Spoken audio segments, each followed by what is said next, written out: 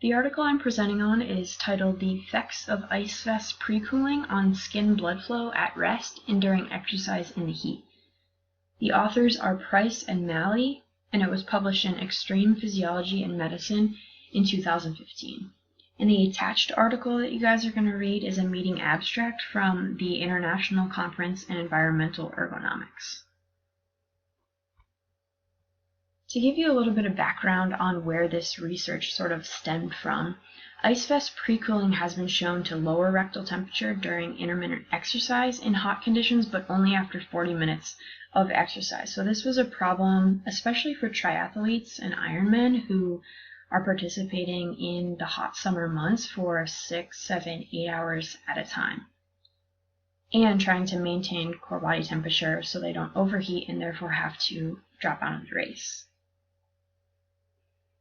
Previous researchers have demonstrated that ice vests may have initiated a strong local cutaneous vasoconstrictor response, reducing skin blood flow and thus the cooling potential. But these researchers of this article kind of wanted to explore that further, so the purpose of this study was to determine if ice vest pre-cooling reduces skin blood flow during intermittent exercise in the heat.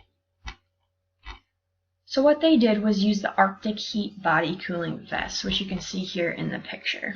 They recruited 8 male participants, and they did a little bit of preliminary testing. They measured peak oxygen uptake and peak power output on a cycle ergometer.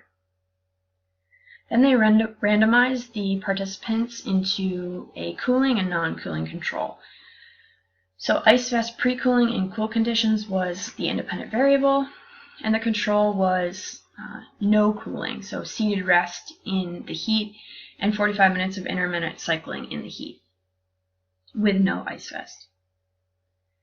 They measured rectal and oral temperature, which is a measure of the tympanic membrane, mean skin temperature, skin blood flow using a laser Doppler at the bicep, chest, back, and thigh, and ratings of perceived thermal strain. And it should be noted that while they did use rectal temperature, they also used oral temperature, which has not been validated in the literature as compared to rectal.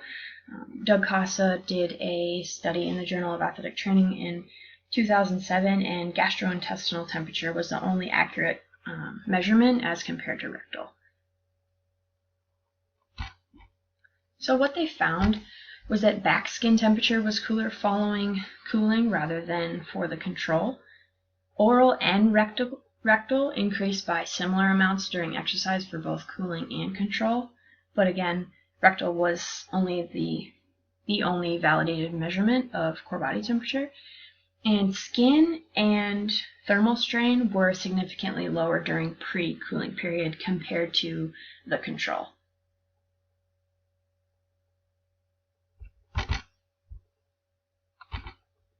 So what does this mean for athletic trainers?